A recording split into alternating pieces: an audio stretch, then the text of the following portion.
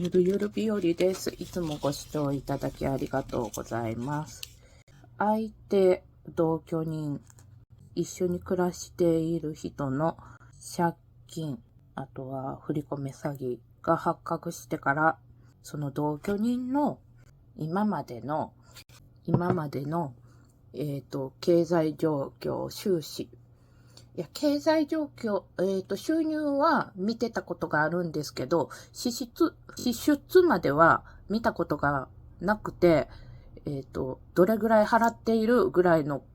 ざっくりとしたことしか聞いてなかったので、私が鬱で、しんどくなってから、お金のことに関しては全部、同居人に任せていました。なので、何がどういう感じでお金が使われているかなどは全然把握してませんでした。これからは私がお金の管理をすると何回か言ってましたが、俺がしてるから大丈夫、心配しないで、みたいなことだったので、何も把握してませんでした。で、私がある時に相手の給料を見て、今月はいくらっていうのを聞いてから、支払いとか大丈夫なのということで、全部、洗いざらい私が確認したとして、支出の方が大きくて、私が貸した借金もあって、これでは生活ができないということがありました。で、なので、今月のこちら、支払い、光熱費分ですね。光熱費分が払えない状態になりました。もっと早く確認していれば、もっと早く確認もそうですけど、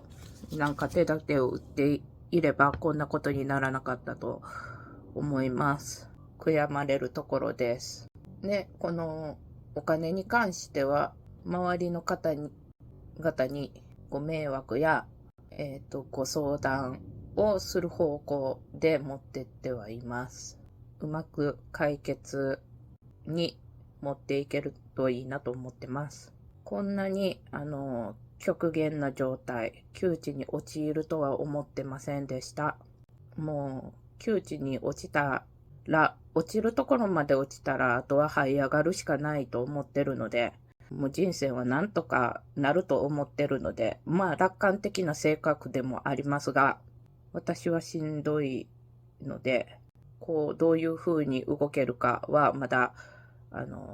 整理もつかないし考えれていないので、相手には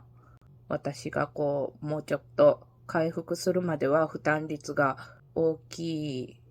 ですが、まあなんとかやってもらうしかいけないと思ってます。まあ自分がした借金なので、返済ができなくなるところまで持ってったのは自分なので、自業自得